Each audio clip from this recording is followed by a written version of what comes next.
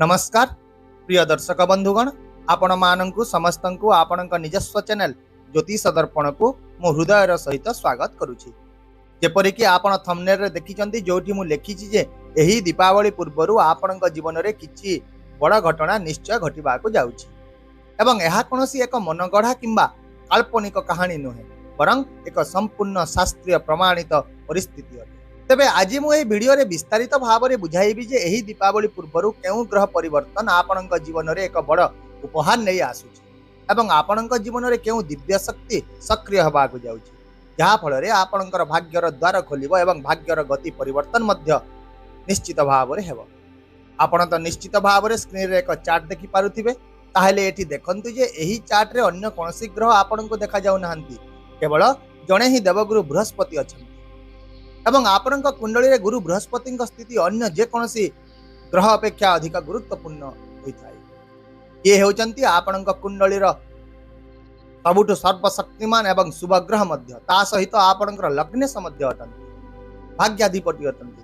वर्तमान बृहस्पति मिथुन राशि रे गोचर करुछंती किंतु दीपावली पूर्व अर्थात आज ठारू से आपणक कुंडली अष्टम घरे प्रवेश करिछंती एवं ताहा मध्य निजर उच्च अवस्थार सहित। तेबे स्वाभाविक भाव में एठी एक प्रश्न उठी थाए जे अष्टम घरे तो बृहस्पति प्रवेश को शुभ बोली विवेचना करा जाए नहीं तेबे यह किपरि लाभदायक साब्यस्त है किंतु यार उत्तर शास्त्र रही बंधुगण भल भाव में बुझंतु देखंतु बृहस्पति हेउचंती आपणक चतुर्थ घर अर्थात शुभ घरर स्वामी एवं जेतेबेले से निजर उच्च शक्ति सहित अष्टम घरे प्रवेश करिथांती सेतेबेले आपणक जीवन रे लुक्कायित सौभाग्यर द्वार खोलिबा आरंभ होइथाय जहाकु कि शास्त्र रे विपरीत राजयोग मध्य कहा जाय अर्थात एही परिस्थिति उपरु अशुभ देखा जाइताय किंतु वास्तव रे एहा हठात जने व्यक्तिक जीवन रे शुभ फलर वर्षा करिथाय। एहा व्यतीत आउ मध्य आपणकु एहा मध्य बुझिबा उचित जे एही परिवर्तन काहेकि एते गुरुत्वपूर्ण हेबो। देखंतु आपण वर्तमान शनिक ढेयार प्रभाव रे अछंती तेणु किछि समय धरी आपण मानसिक चाप बाधा एवं विलंब दे गति करुथिले किंतु बृहस्पति अष्टम घरे प्रवेश करिबा मात्रे एही सबु नकारात्मक प्रभाव शांत हेबा आरंभ होइजिवो। प्रथम रे एहा आपणकर मानसिक चाप चिंता अवसाद टेंशन एवं बाधा गुडी को दूर करिवो। अजणा कारण जोगु बारंबार अटकी रहितिबा किंबा बाधा गुडीकर सम्मुखीन होइतिबा कार्य गुडीक एबे सुगम भाव रे समाप्त हेबा आरंभ करिवो। जदि आपण उच्च शिक्षा करिसंती एवं विलंब किंबा द्वंद्व अनुभव करिसंती तेबे बृहस्पति एही गोचर आपण स्पष्ट दिग निर्देश एवं स्थिरता प्रदान करिवो। विशेष भाव में अष्टम घर को लुक्कायित धन गवेषणा रहस्य एवं परिवर्तन घर भाव में विवेचना करा जाय थाय। तेणु एही गोचर आपण को लुक्कायित भाव में लाभ एवं अप्रत्याशित आर्थिक लाभ मध्य प्रदान करिवो। आपण अप्रत्याशित भाव में किछि आर्थिक सहायता बोनस किंबा गुरुत्वपूर्ण निवेश लाभ पाइबार मध्य सुयोग रहिछि। ताहले दर्शक बंधु एबे आसंतु देवगुरु बृहस्पति तीनोटी शक्तिशाली दृष्टि विषय रे आलोचना करिवा। जेतेबेले से भाग्य घरे रहिबे सेठारु से यथाक्रमे तांकर पंचम सप्तम एवं नवम दृष्टि आपणक विभिन्न घर को निक्षेप करिवे एवं एही दृष्टि गुड़िक एही दीपावली रे आपणक पई आशीर्वाद भाव रे कार्य करिवे। प्रथम रे बृहस्पतिंकर पंचम दृष्टि आपणक कुंडली रे द्वादश घरे पड़िबो। एही घर खर्च विदेश हॉस्पिटल कोर्ट कचेरी मामला एवं आध्यात्मिकता सहित जड़ित होता है। जेतेबेले बृहस्पति शुभ दृष्टि एही घरे पड़िबो एहा नकारात्मक खर्च गुडी को दूर करिवो। जदि आपण एही पाखापाखी समय रे अजथा खर्च जेपरिक हॉस्पिटल खर्च हैला कोर्ट मामला रे खर्च हैला किंबा यात्रा संबंधी खर्च गुडी द्वारा भाराक्रांत होइचंती तेबे से गुडी एबे ठारू धीरे धीरे ह्रास हेबा आरंभ करिबा बा शेष मध्य होइजिवो। विदेश यात्रार संभावना प्रबल रहिबो। जो माने विदेश रे पाठ पढ़ा किंबा विदेश रे बसवास करने को चाहूले से गोचर एक आशीर्वाद सब्यस्त हेब। तथापि खर्च तो निश्चित भाव में घटिबो जेहेतु बृहस्पति द्वादश घरे अछंती किंतु से गुड़िक एपरी खर्च हेब जहाँ आपणकर भौतिक सुख सुविधा को वृद्धि करिवो। जेपरिक आपण एक नूतन घर किनि पारिबे एक गाड़ी मध्य किनिदेबे किंबा विलास व्यसन रे वृद्धि करिवे। मोटामोटी भाव में यार अर्थ होउछि जे आपणकर खर्च एबे आपणकर निजर सुविधा एवं विलास व्यसन को वृद्धि करिवो। एबे आसंतु जानिबा बृहस्पतिंकर सप्तम दृष्टि विषय। एही दृष्टिटी आपणकर द्वितीय घरे पड़िबो। द्वितीय घर जहाँकि हेउची आपणकर धन बाणी परिवार एवं पारिवारिक सम्मानर घर। तेणु जेतेबेले देवगुरुंकर एही स्थान रे निजर अमृत भली दृष्टि पड़िबो सेतेबेले व्यक्तिर जीवन रे ज्ञान एवं विचक्षणता प्रवेश करिथाय। एहार प्रभाव रे आपणक बाणी एते मधुर एवं प्रभावशाली होई जिवो जे जेउ माने पूर्वरु आपणक अणदेखा करुथिले आपणक कथा सुनु नथिले सेमाने एबे सम्मानर सहित आपणकर परामर्श सुनिबाकू लागिबे। एहा छडा आर्थिक दृष्टिकोणରୁ ଏହି समय अत्यंत शुभ रहिबो।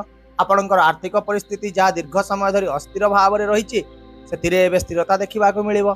आपणकर बैंक बैलेंस वृद्धि पाइबो, संचय वृद्धि पाइबो एवं निवेश गुड़िक मध्य भल फलाफल देव। आउ मध्य जेकोसी पारिवारिक मतभेद रहितिला ताहा एबे शेष हेबो। शांति सौहार्द्यर वातावरण विराजमान हेबो एवं एही दृष्टि आपणक परिवार को एकत्र करबा सहित आपणक मध्य निजर प्रियजनकर समर्थन जोगाइबो।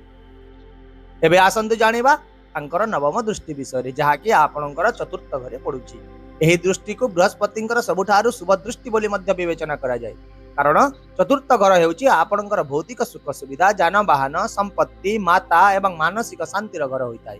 तेणु एही दृष्टिर प्रभाव जोगु आपण पैतृक संपत्ति लाभ पाइबे। जेकोसी पुराना संपत्ति विवाद रहितिला एबे ताहा आपणक सपक्ष रे समाधान होई जिवो। आपणकर मांक स्वास्थ्य रे उन्नति घटिबो एवं घरे सकारात्मक शक्तिर मध्य प्रवाह वृद्धि पाए। एहा छडा एहा आपणक पई भौतिक सुविधार वृद्धिर समय हेबो। घर साजसज्जा हैला नवीकरण नूतन जान किनिबा किंबा जमी किनिबार प्रबल संभावना रहिबो।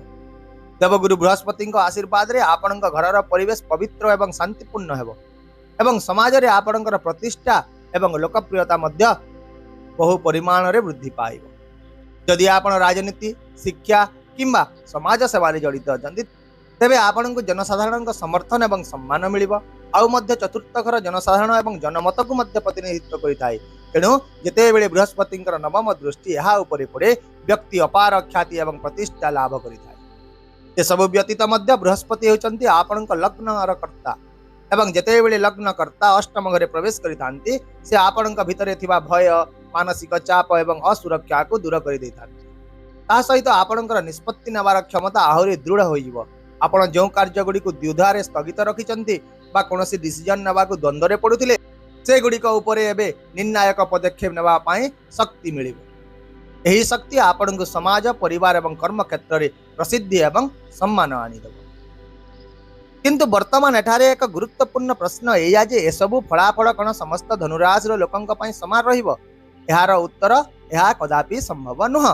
कारण शास्त्र रे कुआ जायछि जे प्रत्येक व्यक्ति कुंडली रे ग्रह गुड़िकर स्थिति भिन्न भिन्न होइताय एवं आपण शुणुथिबा एही भविष्यवाणी सर्वदा आपणक व्यक्तिगत कुंडली उपरे ही निर्भर करिताय।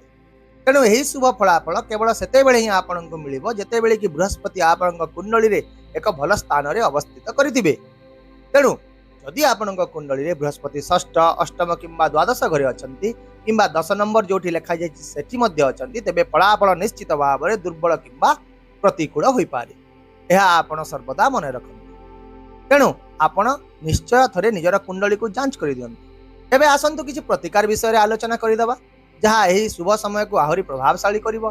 प्रथमे आपण प्रतिदिन ओम गुरवे नमः मंत्र गोटिए माला जप करंतु। एहा सहित विष्णु सहस्रनाम पाठ करंतु किंबा सुनंतु। जदि आपण निजे एहा को पाठ करि पारु नाहंती तेबे केवल सुनिबा मध्य यथेष्ट हेबो। एहा मानसिक शांति एवं स्थिरता आनी देबो।